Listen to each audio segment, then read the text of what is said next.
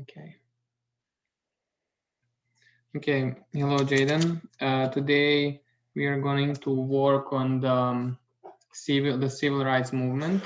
It is the USH 7.1 standard, and we'll be evaluating the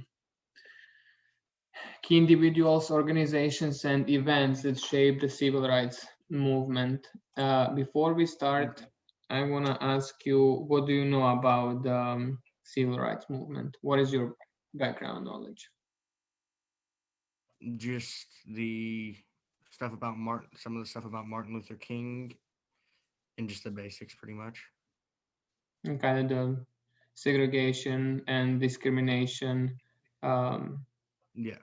for Black communities and um, all that's okay. I will. I sent you the guided note, right? Yeah. Okay, so please have that with you, and if you have any questions, you can just let me know during the video. Okay. I'm gonna share my screen, and then first we're gonna start with a short introduction video that will kind of give you a little bit of an overview of what happened during the civil rights movement. Okay.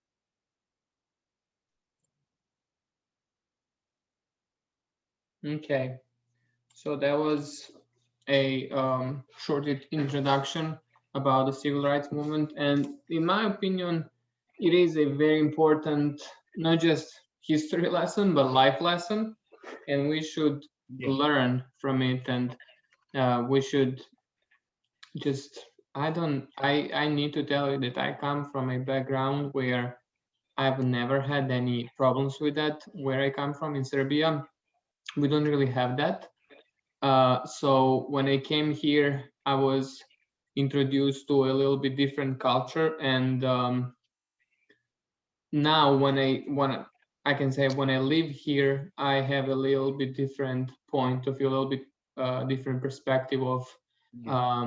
just people that discriminate other people and just how they treat other people, which in my opinion, it's completely unacceptable, and it Yeah. should never be allowed, and it's just against all humanity. So it is a very important lesson. So uh, Yeah, it is. let's look at the introduction.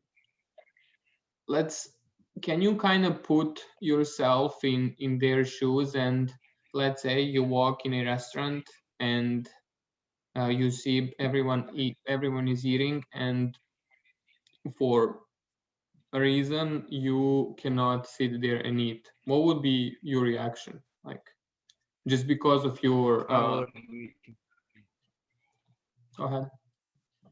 yeah, I wouldn't be too happy at all. It sucks, honestly. It is very Yeah. hard to accept that happened um, in 1950s and 60s. So it is a very important lesson. So African Americans face discrimination every day in the United States until the mid 1900s. Although the Civil War Yeah. had abolished slavery, many states, particularly in the South, began passing laws that prosecuted Black people and other minorities. In the South, the Jim Crow system of laws and traditions regulated Black people to second-class status. For a time after the Plessy versus Ferguson Supreme Court decision, the government permitted racial segregation as long as states provided public and private establishments for equal equality for white people and black people. This level of discrimination in the United States prompted African Americans and others to push the civil rights and equality, thus beginning the civil rights movement.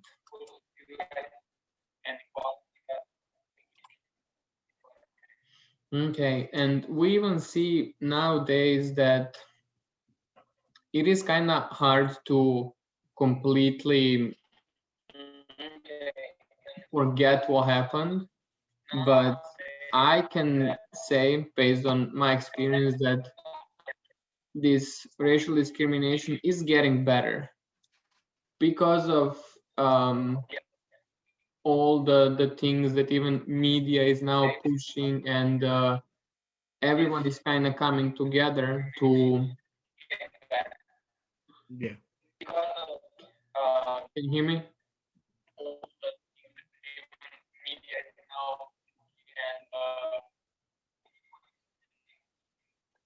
Try and fix it. Okay, let's try to fix it because Yeah, I hear like my voice in echoing. Can you hear me? Yeah, I can hear you. Let's try to do this. Let's turn off your camera. Maybe that helps. I'm gonna turn off mine as well. So, okay. I hope it's gonna be a little bit better now. Okay, so let's continue. After World War II, African Americans began to speak out against their treatment as second-class Americans. Their new impetus came from returning World War II veterans, the movement of Black people from the South to the North and into the cities, and a rising Black middle class. Tell me, what was the recent event that kind of where we could see racial discrimination? Everything was segregated: bathrooms, water fountains, Mm-hmm. everything. And can you relate to any recent events? And what I would be, can't.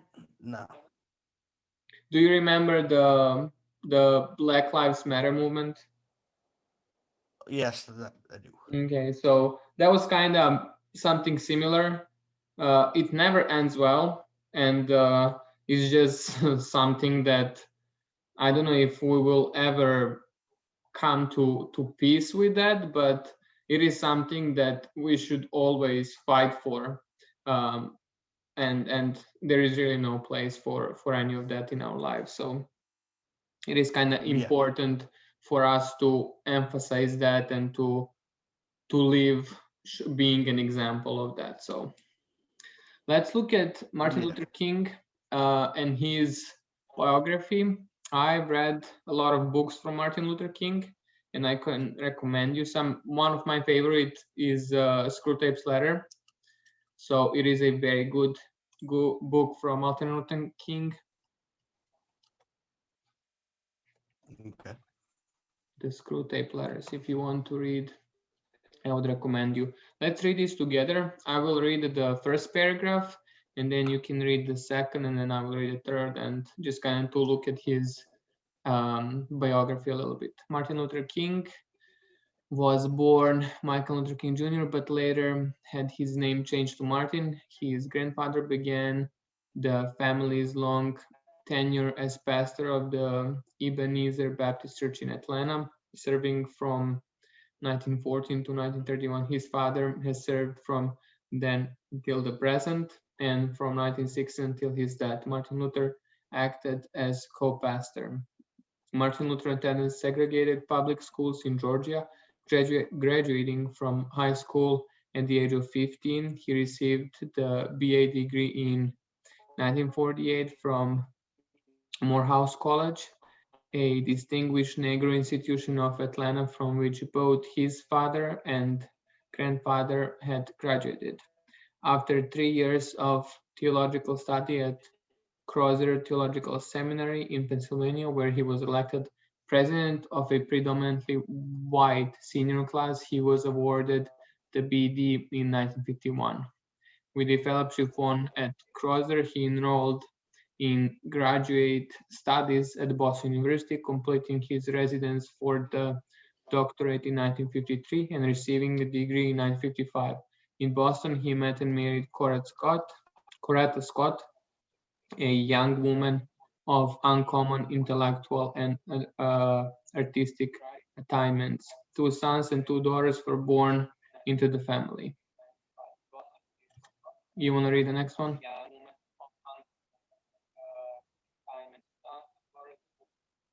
My slide hasn't changed yet, so I'm still seeing the last slide.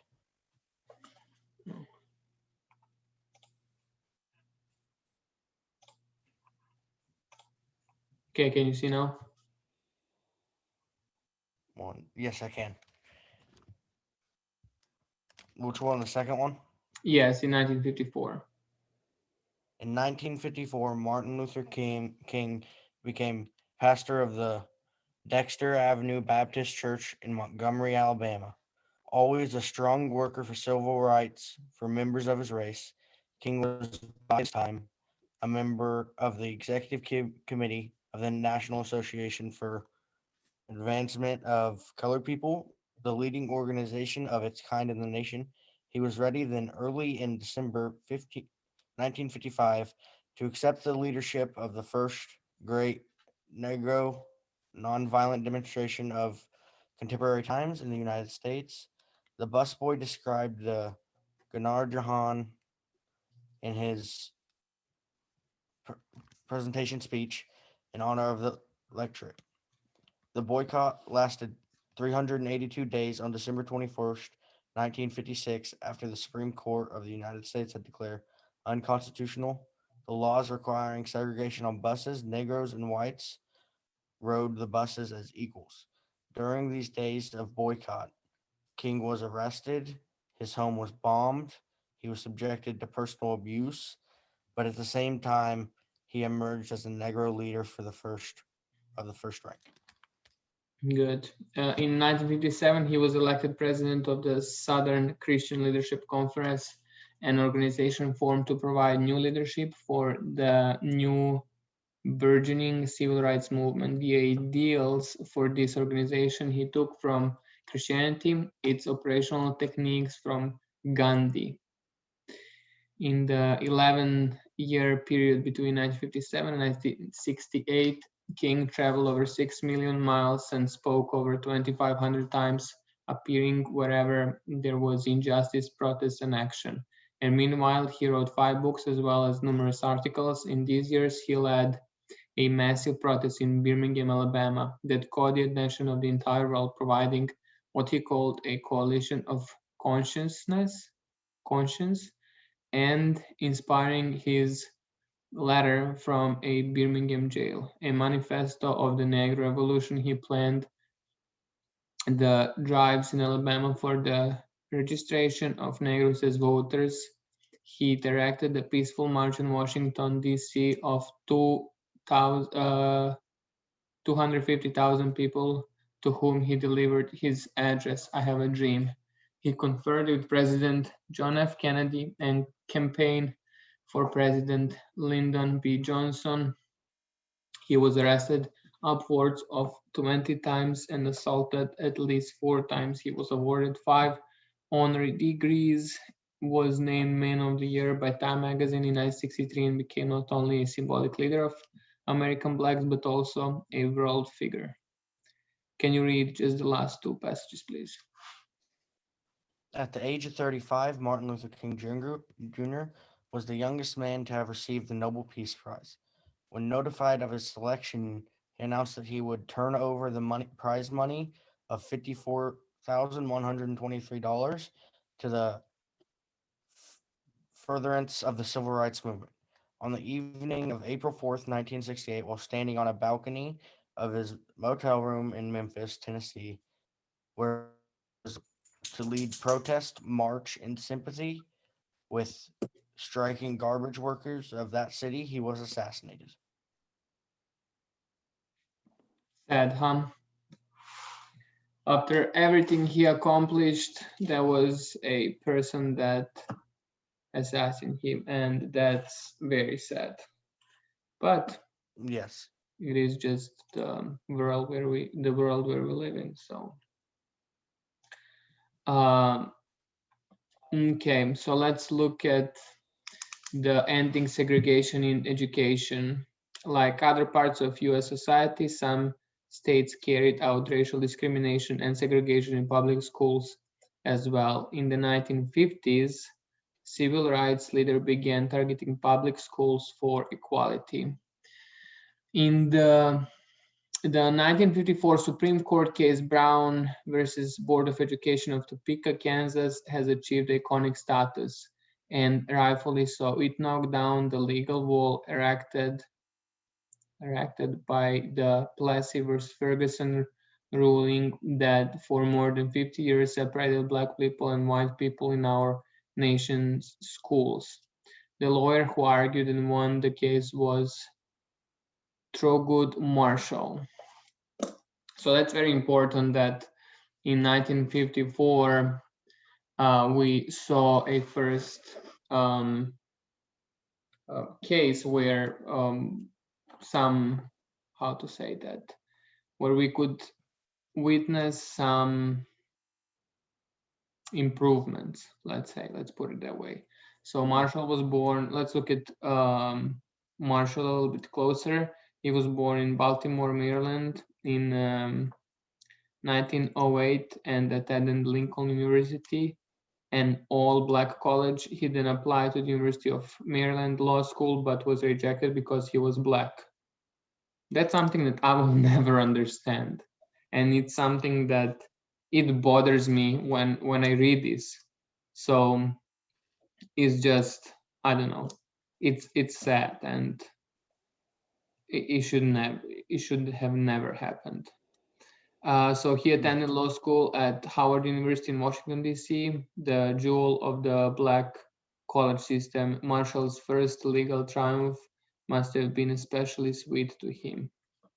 In 1933, he represented Donald Gaines Murray, a black student who was suing the University of Maryland Law School for admission. Marshall won, and Murray studied law alongside his white colleagues there.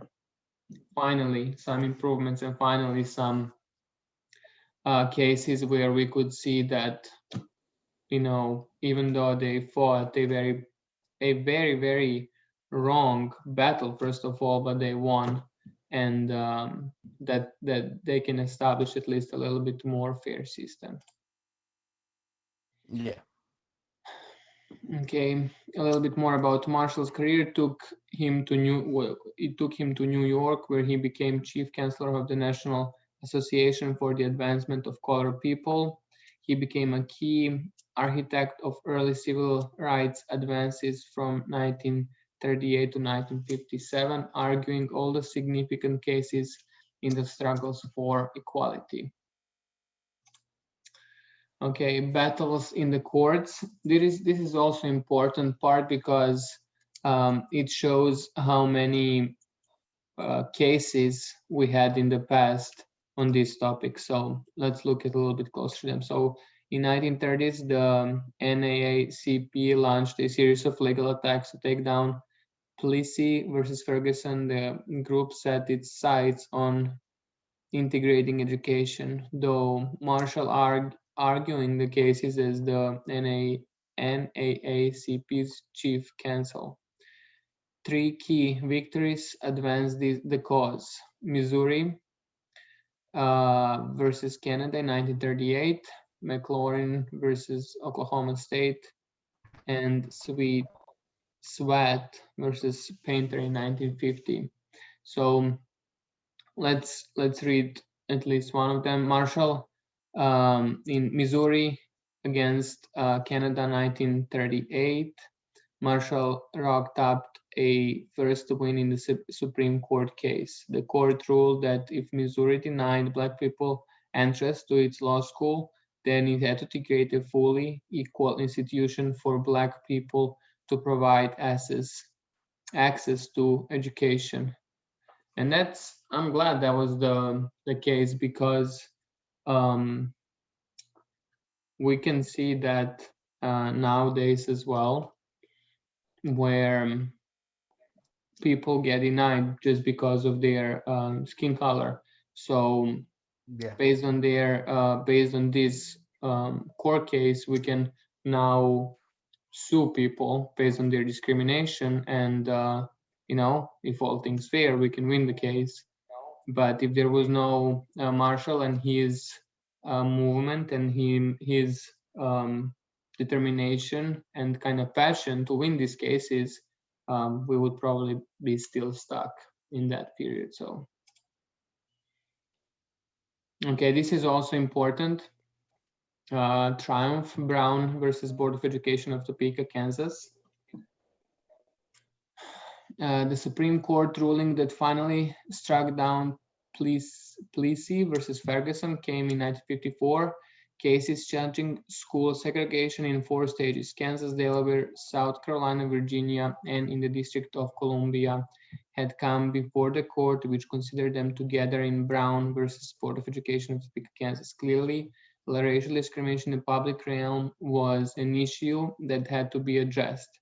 This time, the court decided un, un, unanimously in favor of the black plaintiffs. Chief Justice Earl Warren wrote the landmark opinion, also an important part of our history. Okay, let's look at the significant events of the civil rights movement. Some of the most important events is when John Kennedy gave his inaugural address in January of 1961.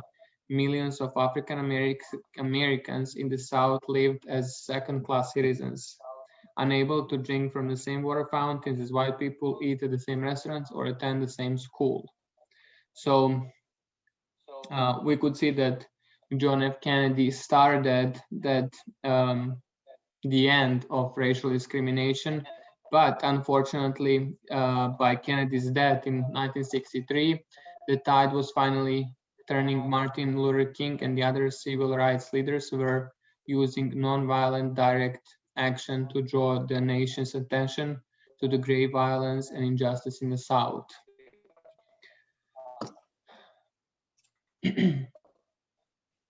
Okay, let's look at some timeline, just kind of to see how the whole movement was going through history. So the early civil rights movement, it was in 1937. Next thing was 1938, where we had a case with Missouri Gainers versus Canada. Then we have An America Dilemma is published. Gunnar Myrdal's report on social, economic, and political conditions of Black U.S. citizens is published. The study, An American Dilemma, brought attention to the stark contrast between American leaders' ideals and the unequal treatment of Black people. In 1948, we have federal job discrimination ends. 1950, McLaurin versus Oklahoma State Regents and Sweat against Painter. We already talked about this. Brown versus Board of Education of Topeka. Rosa Parks is arrested. We will cover this topic in a little bit. The Montgomery bus boycott in 1957 and the Little Rock confrontation. Okay. In 1957, the SCLC is established. And now we are going to talk a little bit about the Montgomery bus boycott. Do you know anything about the Montgomery bus boycott? Have you heard for that before?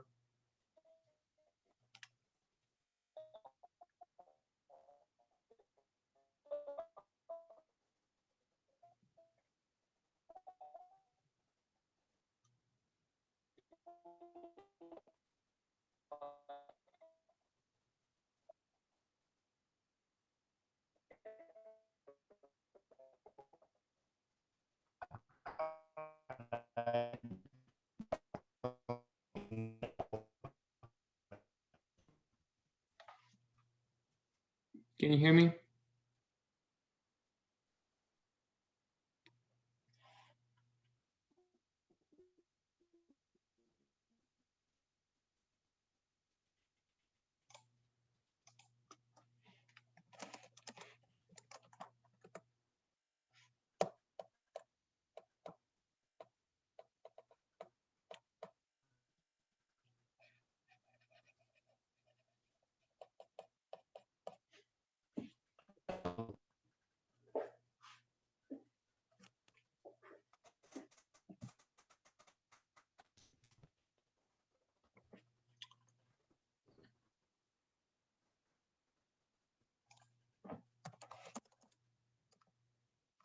Can you hear me? Yes. Okay. Um, sorry about that. It's probably the internet connection. Okay, so this name Rosa Parks is very important because in Montgomery, Alabama, an African American seamstress named Rosa Parks boarded a bus in the summer of 1955 and refused to give up her seat to a white man, and in so doing disobeyed the law. She was arrested and her actions set off the nationwide civil rights movement. The black community rallied around her. That evening, a group met at the Dexter Avenue Baptist Church, where Martin Luther King Jr. was pastor. They decided to boycott the buses to protest segregation. Hundreds of thousands of black residents and others who were sympathetic to the cause joined in. So Rosa Parks, because of her um, determination and passion and faith and belief and everything to end this racial discrimination, um, we we have all of this. Um,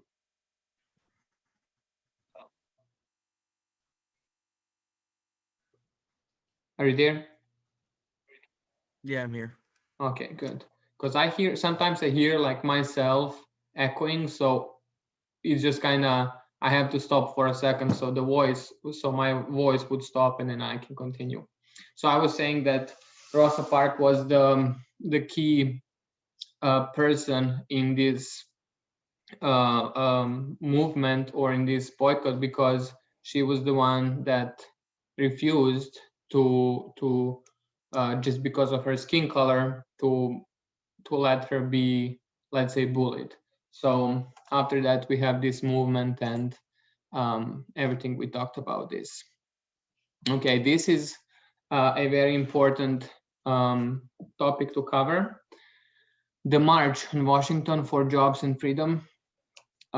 More than 200,000 people of all races marched to the Lincoln Memorial in Washington, D.C. on August 28, 1963.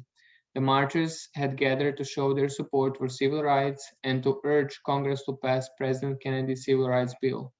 The March on Washington was the biggest and most important demonstration of the early 1960s and the largest civil rights demonstration in US history. The most enduring speech of the day was Dr. King's I Have a Dream speech, delivered from the steps of the Lincoln Memorial. King's words that day are considered one of the greatest US speeches ever given. Okay, so Okay.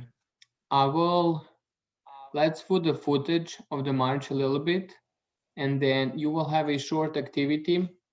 You will kind of pretend to be a reporter sent to cover the march on Washington. After you listen to the I Have a Dream speech, just kind of write down what you saw and heard in the video and describe the demonstration and the speech. Just kind of make sure to cover the key points. So let's look at the footage real quick.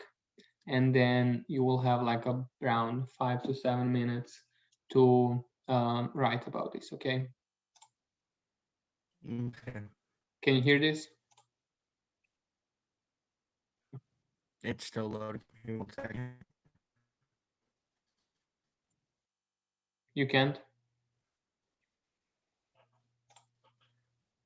No, I can't hear anything. Okay.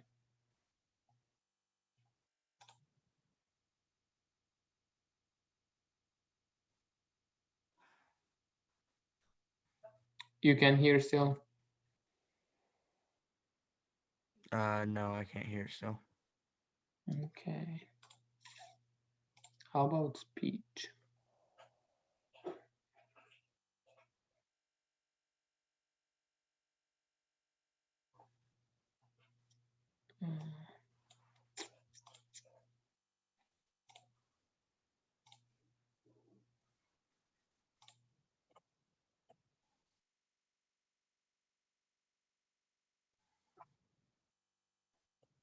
Can you read the subtitles?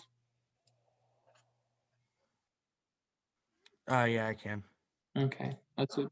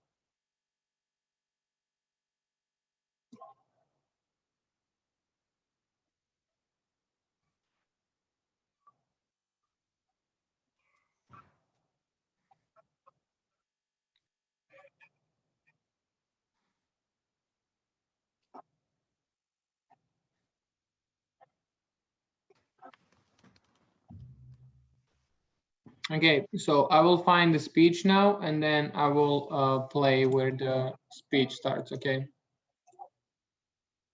Okay.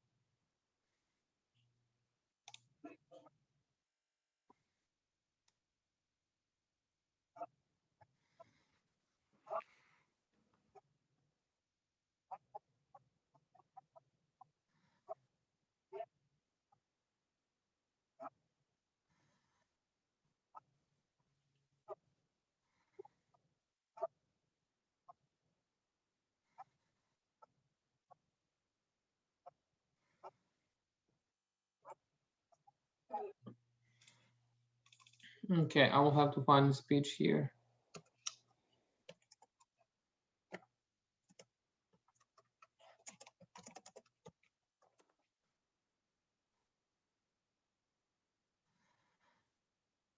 Okay, we don't have to watch the full speech, just a little bit of it, okay? Okay.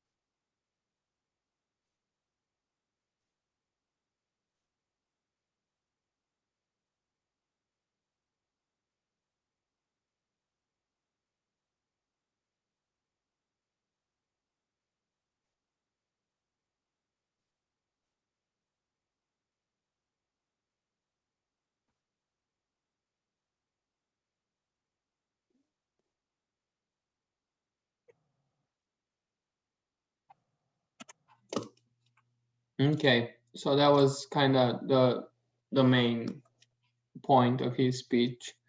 Um, Okay. okay, we don't really have a lot of time, so instead of you writing down your report, let's just talk about this footage.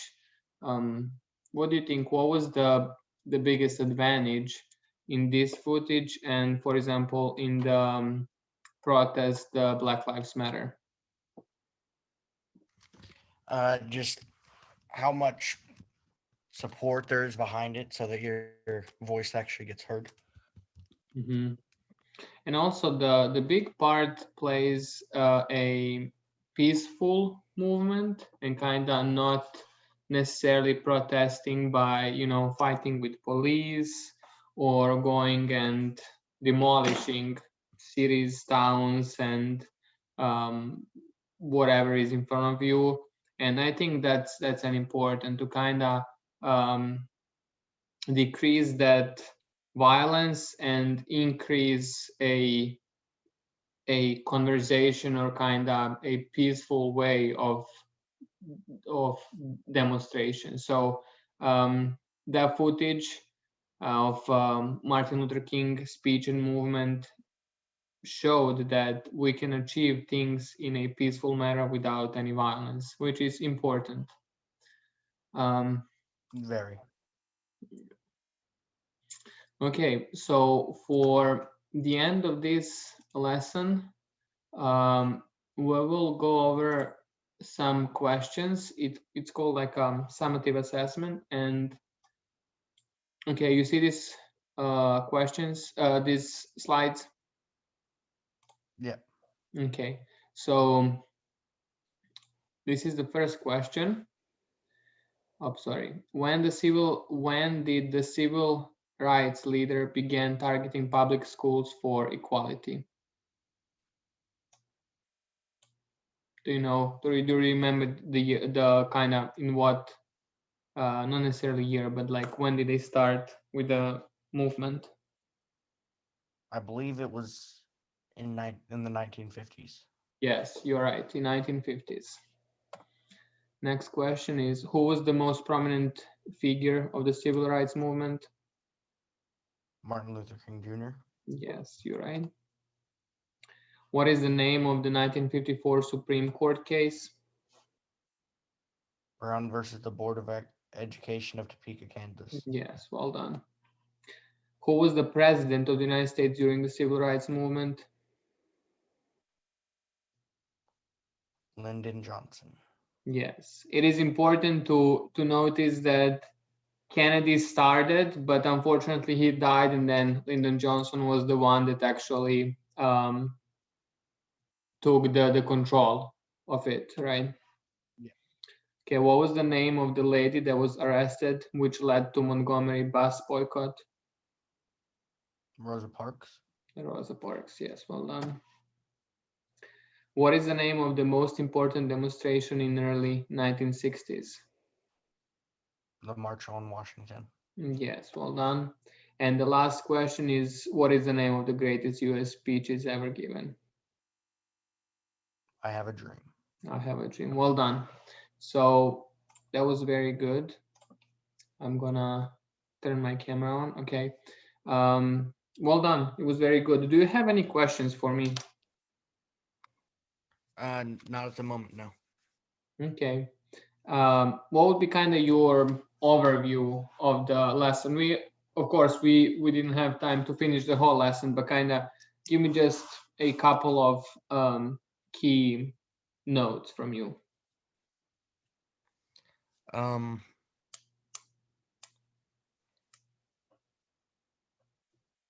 I feel like you explained it well, Mhm. which was nice.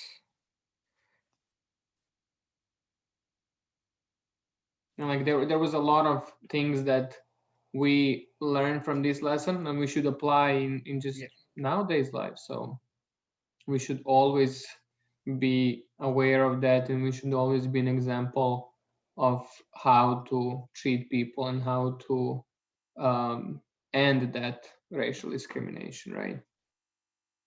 Yes. Okay, thank you. That was it for today, and I will see you next week. Okay. See you.